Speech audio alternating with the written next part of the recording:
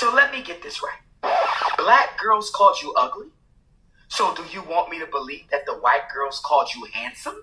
The black girls called you ugly. So you want me to believe that the white girls called you handsome? If the black girls called you ugly, I'm damn sure the white girls didn't call you handsome. Because guess who taught the black girls that dark skin was ugly? The white girls taught them that. So if the black girls called you ugly, I can only imagine what the white girls called you. So stop making excuses for your bunny hopping and just admit you hate yourself, and that's why you're dating and marrying outside the race. Shannon, I'm giving you an open invitation to come on your station, or we can do virtual. Shannon Sharpe, we can do virtual. And you can bring all the bunny hopping brothers from the NFL, retired and active. You can bring all the bunny hopping brothers from the NBA. All of you versus me. I'm going to intellectually assassinate the whole squad. That's an open invitation. Hey, what's going on, everybody? It's the Political Brown Kid here, and as you can see from that clip, Umar is once again going off on black men and making all problems about black men and not putting any accountability on anyone else. So let me tell you why Dr. Umar in this situation is wrong. And I actually agree with Dr. Umar on certain topics. I actually overall like Dr. Umar. Everyone deserves criticism. People get mad at me when I criticize people. They think that I hate those people. Like I criticized Dave Chappelle, and people automatically assume that I don't like Dave Chappelle. I think Dave Chappelle is probably one of the greatest comedians ever, but I criticize certain things that people do. That's the problem with people these days. You can't criticize people without them just thinking that overall you hate them. I criticize Kamala Harris. People hate me for that. I criticize Obama. I criticize a lot of people. I criticize and praise Trump. I give criticism where criticism is due, and I give praise where praise is due. Now, in this situation with Umar, I'm going to provide criticism. The reason why Umar is wrong is because of this. We as black people already know that white people have taught you to hate yourself because they were jealous of certain either attributes that you had, whether they be physical attributes, mental attributes, whatever, because, a lot of times they hate your swagger, your style. So, prime example, when black people were quote unquote using our black slang and jargon, when we were using words like dissing and peace out, and I like to give a shout out, and I like to do this, when we were using that jargon, what a lot of black people probably that are younger don't understand is that white people made fun of us for doing that. They would they would do it in an ignorant way. Like they would be like, yo, peace out, bro. And they would really caricaturize it to make it sound like we were sounding ignorant and stupid and dumb. And then all of a sudden you saw a lot of black people, because black people place so much emphasis on gaining white people's respect, love, admiration. I don't know why black people feel the need that they have to appease white people. But then black people started talking all white and proper and doing all this other stuff. And now what do you see? You go to your work, you go to your place of work. Because I know when I go to my job, you get on a conference call, you'll have the daggone anybody in the C-suite, whether that be a CTO or CFO, it's your executive level management, whether it's a vice president, talking on the phone, junior vice president. And they'll be like, oh, and by the way, I want to give a shout out to so-and-so, and I want to give a shout out. They're putting it in their presentation slides. They start using our words. Then they'll say, peace out. I don't make this stuff up, and you all know that I'm not. And so they adopt our culture, and the reason why they ridiculed us before was because they were not a part of it, and they felt as though they couldn't participate. So now they feel cool that they can do so. So now they've adopted it as their own. I don't make this stuff up. When you look at, there was a black woman, and I was going to do a video on this whole topic because it was fascinating to cover. We learned this way back when I went to college. It was a black female. I don't even know her name, but you can look her up. I think you'll probably have to put in certain search words.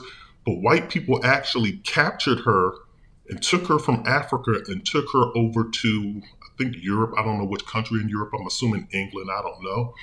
But she had a real high buttocks and she had a real big behind. If you look at pictures of her, it's, I don't personally think it was a flattering look because it was a little too big and she's kind of like overweight, but her buttocks sat up real high like most black women's buttocks do. And they were fascinated with this black woman and they took her and they paraded her around. I think they even invited her to, certain adult parties, group activities, if you know what I mean. They took her to these activities. They studied her body. I don't know if they did it or did studies on her while she was alive, but they kept her body even when she passed away. Her body still remained over in Europe, and I think her body just got returned within like the early 2000s. I'm not providing you all with a name, but this woman exists, and the reason why I'm bringing that up is because of this. If you look at the time period when that woman existed, with her high buttocks and white people being fascinated with her.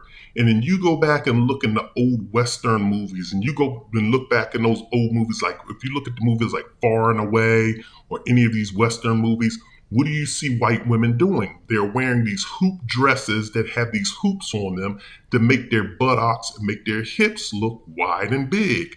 They wore things, and if they didn't wear those dresses, they wore something that looked like it was stuffed in the back of their, in their backside at the bottom of their tailbone to make their buttocks look like it was high up. Once again, this is white people ridiculing you. And even to this day, remember, they used to talk about black women having big butts and made fun of those women with big butts. Now all you see is white women wanting to have big butts. And they call it the Brazilian look. They don't even want to give you credit to say, yes, we're imitating black women. They call it the Brazilian butt lift, even though Brazilians are black, but they make it sound more exotic by saying the Brazilian look. And then we all know about the Paris lip. They talked about black people having big lips. They have no lips at all. They don't even have lips. They have zero lips. And then in every cartoon that you see, though, in order to make their cartoon white women look sexy, what do? Draw plump lips on their cartoons. They've been doing this since the time before forever. And then they'll make our lips look super big like we're on Fat Albert.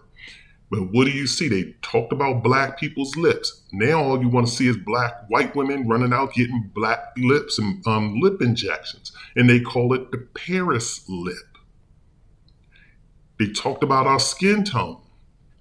And they talked about how dark we were, and they made black people hate each other. That's why you see when black people go to school as kids, when we start playing the dozens or whatever you want to call it, snapping on each other, then we always talking about your mama's so black, your uncle's so black. We always talk about how black you are. And here white people are sitting in tanning booths trying to get as tan as they can. So for Dr. Umar to try to say that that white women aren't checking for black men, it's a fallacy in saying that if black women don't want black men, then white women don't want black men because black women learned it from white women. I'm telling you, white people, this is why I talked about how detrimental cultural appropriation is, because that's exactly what they do. A lot of people just think that the component of cultural appropriation is some person, let's just particularly pick on white people for the sake of having this conversation right now. Some people just think it's just a white person wearing some black clothes or some white person listening to black music and wearing gold chains. It's deeper than that. It's white people really have literally, or white people shaming you for being a part of or having certain attributes or adopting certain attributes from your own particular culture, for them shaming your culture and then embracing it once you've turned your back on it. That's really what they do. They shamed you from even thinking that you're a part of Africa or that you want to be associated with Africa or Africans, or even with your own Black American culture.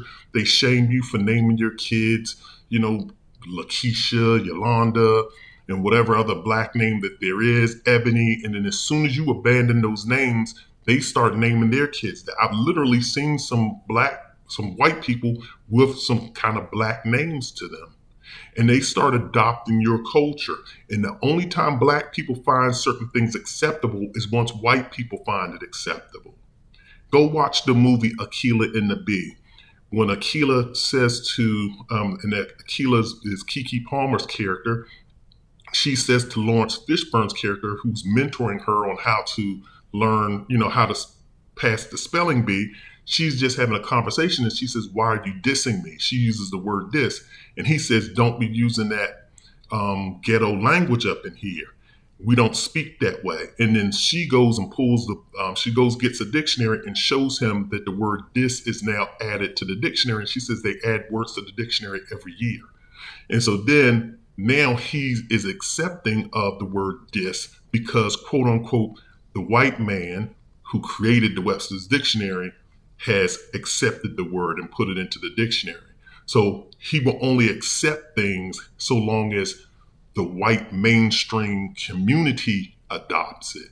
This is the mindset. So Dr. Umar doesn't know what the heck he's talking about. He's always, when it comes to relationships and dating, he's always a failure in that regard.